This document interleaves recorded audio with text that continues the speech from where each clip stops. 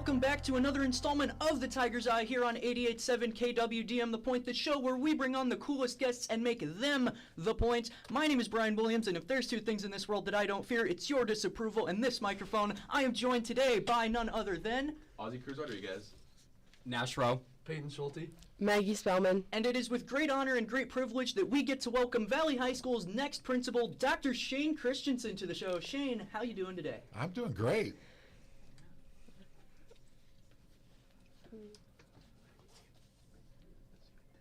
Oh, well, why don't you introduce yourself to the listeners a little bit? Sure, I can do that. Hey, normally I would start out with, "Good morning, Valley High School." Dr. Christensen here with your radio message. So that's how you'll normally see me introduce myself when I do a weekly message to all of Valley High School. So a lot of you know me because I have been at Indian Hills for the last little bit. So about half of you should have a good idea who I am. I've been around. If you're at football games, you probably saw me helping out with running the junior high section. I am truly excited to be here. I'm getting ready and learning about Valley High School, which I've been learning about for a long time, but I'm glad to be here. And next year to be the principal working with all of you. That's great. That's awesome. And again, I saw on the TV this morning, we did not plan this. Today is actually National Principals Day, so happy National Principals Day to you, That's Dr. cool. Christensen. That's cool. My first question for you right now, we are a radio station, so I've got to ask, what music have you been listening to as of late? Oh, geez. I listen to everything. Like this morning on the Peloton, I did a metal ride, but 2 days ago, I did a country ride. So, I mean, really all over the place. I've been in, there's some just really good country rock lately that I've been listening to, but I'll listen to everything. So sometimes I'll get into a Taylor Swift run, and then other times I'm like Limp Bizkit or whatever, you know? So I whatever is like, just has a good rhythm. I enjoy it. That's awesome. A follow-up question. Kind of on the same side note as music, are there any concerts you ever been to? Oh boy, not as many lately, but in the day I would call myself.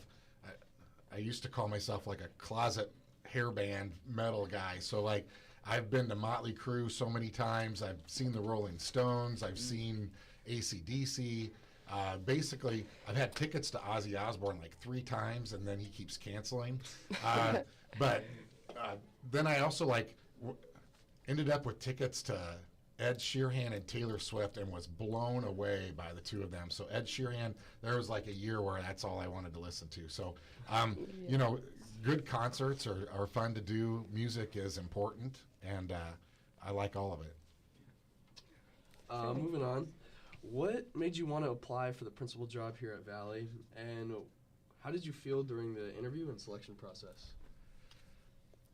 So, I mean, everything is always, even working at the junior high, it's taking students where they are and moving them forward, creating a really good experience for them, making them feel like they belong, and then moving them forward so that when they get to Valley, they're ready to be successful. So especially reading, writing, speaking, being ready to be involved. So speech is very important, drama is very important, music's very important. All of those things are, I mean, they speak to me. So, but that was what we were trying to do at junior high, is let you have every experience so that you could come to Valley High School, choose your path, and go to a deep level. And I think that's what Valley offers. Both of my sons have gone through Valley High School, so I've been involved for a long time.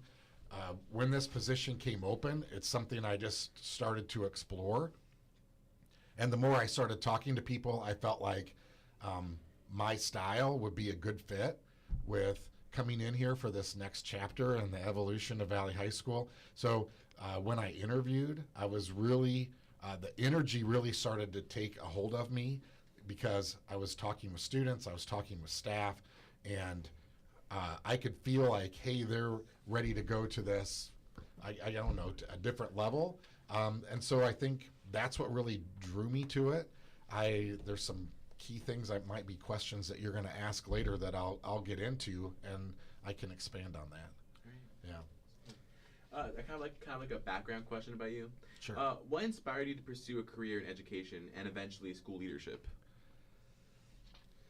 So I think growing up, school and activities were where I found my identity, and I think my support system were always teachers and coaches. So I would start out in football, then I'd be doing the fall play, and then I'd do individual speech, and then I'd go into basketball, then I'd go into another play. Singing in show choir was just like being involved in everything I possibly could. So I think that energy just struck me.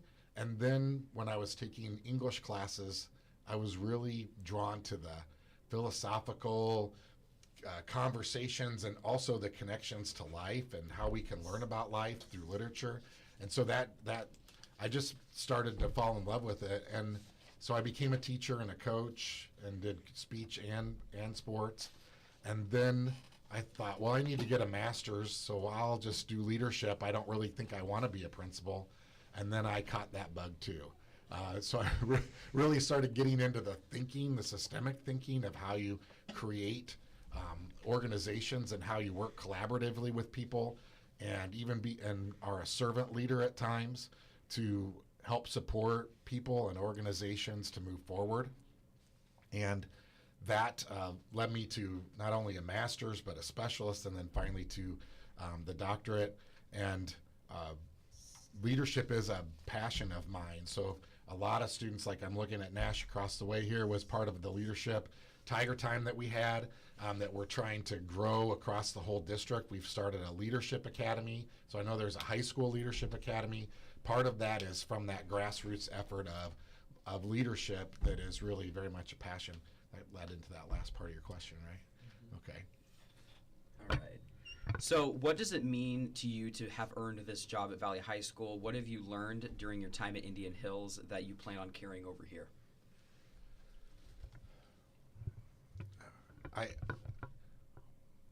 It is not lost on me the magnitude of this position. Valley High School is a known entity, and so you have to be prepared for stepping up, and that there are expectations. At the same time, we have to look at the changing demographics of our students, what are their needs, and that there's not one pathway. And I think that's probably the biggest thing that I want to continue to bring forward, is that every student has a path, and it's not just always going to a four-year school. There are a lot of opportunities for careers, and we want to it's a little bit like a junior high in philosophy, in that we want students to have as many opportunities as possible. So you have a career pathway. What are some different classes you can take to explore that pathway while continuing to get better at math and English and speaking, because communication skills are key to success. So just continuing to have all of those opportunities. So not lost on me the magnitude of this position. I'm spending a lot of time listening and learning and asking some big questions and really saying, hey, everything's on the table. Let's step back, and this is a reflection time. What is it we really are doing well? What is it that we're proud of? And then what do we want to be as we move forward, as we evolve, as Valley High School evolves? People think that Valley High School and all of you are one cookie cutter image.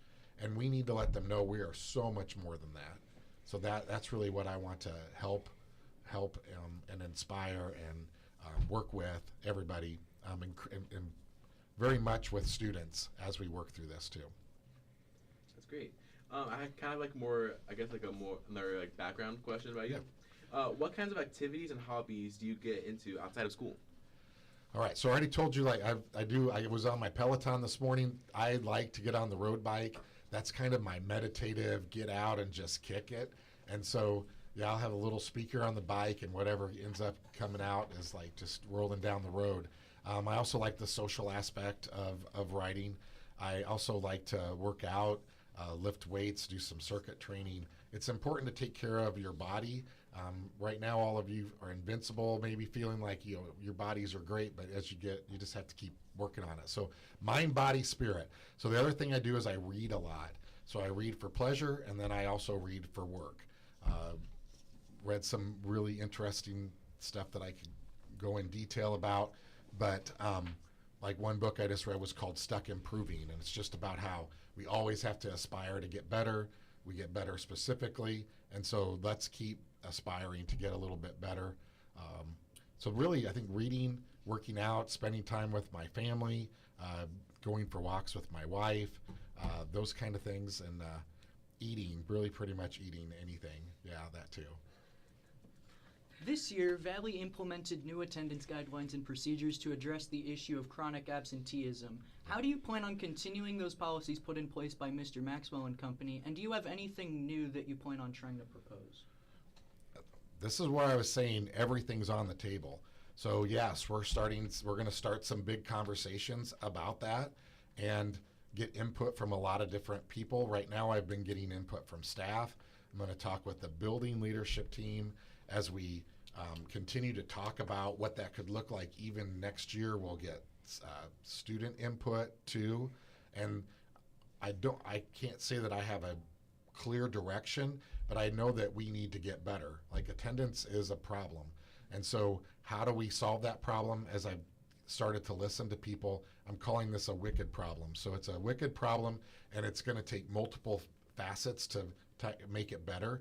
But we can't do that without input from you and buy-in from you. And this is where we come back to leadership, student leadership too. Like if we give a little, then what are we going to get back? But in the end, how do we get you in classes and wanting to be in classes and feeling like you belong, and that that your teachers are taking care of you? So it's not one simple answer. It's multifaceted.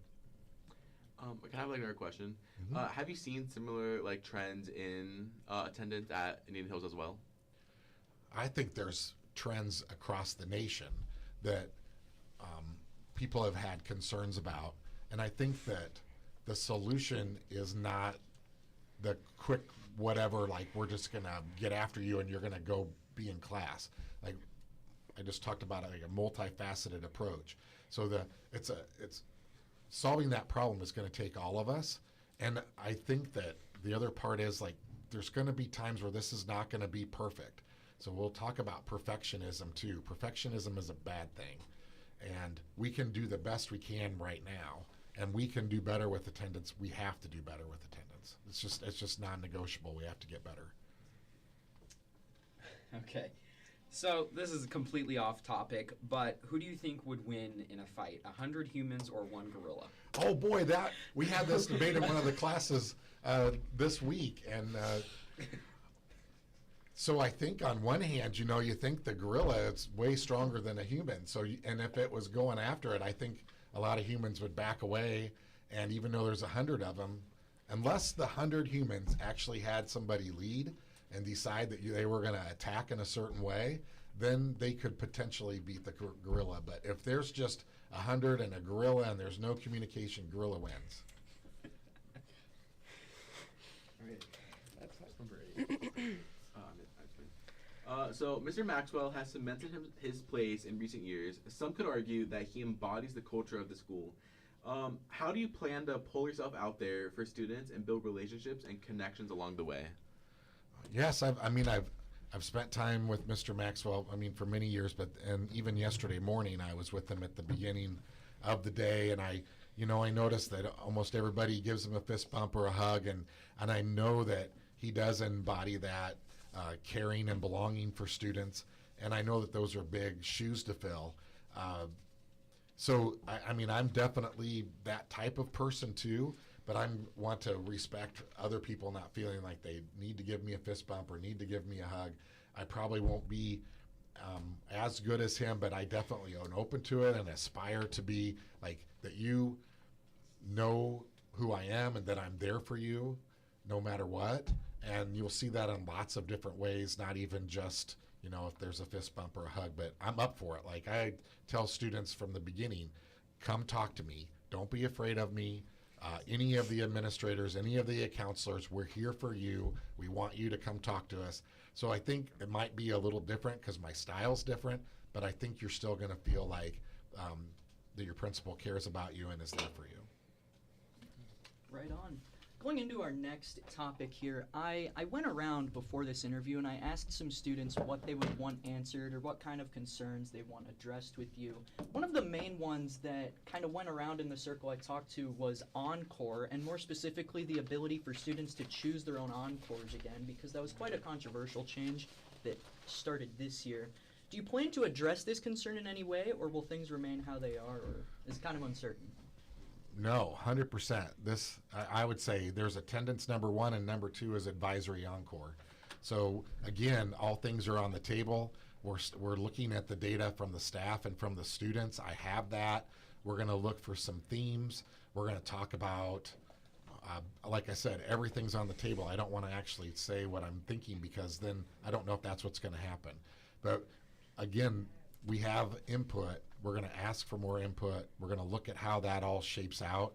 But to me, I'm one of the first people that started a morning meeting that turned into Tiger Time. That was one of the things that was my passion. I think it's one of the most important periods of the day. I think it's also extremely important that there's an intervention time or an extension time for students to get extra help or to have a little more time with the subject. And when we have that, then students feel successful, and that improves their attendance too because they're ready for class. They feel like they're passing class. They feel like what they're doing is important. So advisory, I think, is important also because you need time to talk about things. There's career things we also need to talk about, but there's topics that we need to talk about. So as important, sometimes I will say, to me, that's almost the most important period of the day. And that's not putting down any subject or any other. It's just, we also have to take care of our social emotional needs. We have to take care of our academic needs, which means we need a little more time sometimes. And so I want to make sure that that's available. That will be a passion of mine. So if I really had to label things, it would be, let's step back and talk about culture and reflect and make sure we're leading in culture. Let's take care of attendance and then advisory encore. And I think those three things all intertwine together, but in a multifaceted way. I'll keep saying multifaceted. So I realize we've talked about encore and about advisory and, well, absenteeism, but what are your other top priorities for the school as your first year as Valley principal? So I'll go back to that first topic that I talked about, which was culture.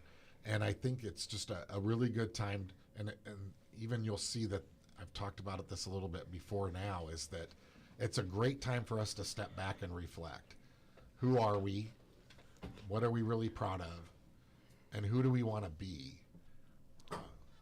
Have we put down what's important to us as students and staff that we aspire? And then what does that look like? And so even thinking about how we collaborate and teamwork together, if we believe that collaboration and teamwork are important, how are we building that system? How is it happening in a way that you all as students feel like you have a voice and that you have a part in the action plan that goes from that? And then how does staff play a part in that too? So I really do want right now, and that really means like it might change what are our big words that we all know and are able to follow through on. So I just really am, that's why I'm saying everything's on the table. At the same time, you have to respect tradition and you have to respect what's already going on. And if it ain't broke, don't fix it type of mentality. So that's why I say it's a reflection time. So that's all the questions we have for you today. We're really glad you were able to join us. But additionally, one more thing. So you talked a little bit about this earlier, but you will be bringing your Monday messages to Valley? Yeah. Yes, I will. Yes, I will. Definitely bringing Monday messages. Maybe we'll think about a morning message, but I'm definitely thinking about, for sure there will be a Monday message. It's something that started, it's a tradition. I get a lot of feedback from parents and students about it. I like to do the Monday message with students. That's probably my favorite thing to do. I also like to do them on location. So sometimes I end up in my office and I don't always want that. I want to be I've done the Monday message in a jail cell. I've done the Monday message in the back of a police car. I've done the Monday message. You name it, I've probably done a Monday message. Why? Well, tune in and find out. But it wasn't because I was in trouble. But I like to work with the SROs too. So I want the SROs to be part of the family, part of the community that we can rely on, that you know. And so that's part of what that was. I would do a Monday message with the school resource officer, and that's how that happened. Again, huge big thank you to Dr. Christensen for coming in today. For a lot of people, this is going to be their first introduction to you as their principal. Sure. If you were to leave everybody with just something, with a quote, with anything, what would it be? The quote made me pause for a second. I always end the Monday message a certain way, so we'll end it. I'll end it that way. Can I just do that? Yeah. All right. With KWDM, The Point, Dr. C signing out. Go Tigers! That's amazing. Oh my gosh, All right, we love it. Thank you so much for your time. Thank you for joining us today. I'm sure. Thank you for taking time out of your busy schedule. We really appreciate it, and we'll be glad to see you next year. Thank you, Ozzy. Thank you, everybody. Yes. Yep. Have a good day. To listeners, up next is Taylor Mankel with Wealthiest. Did you know that Des Moines is the wealthiest city in America? And 88.7 KWDM The Point is Des Moines' #1 modern rock station. So feel smart, wealthy, and listen to some modern rock on The Point.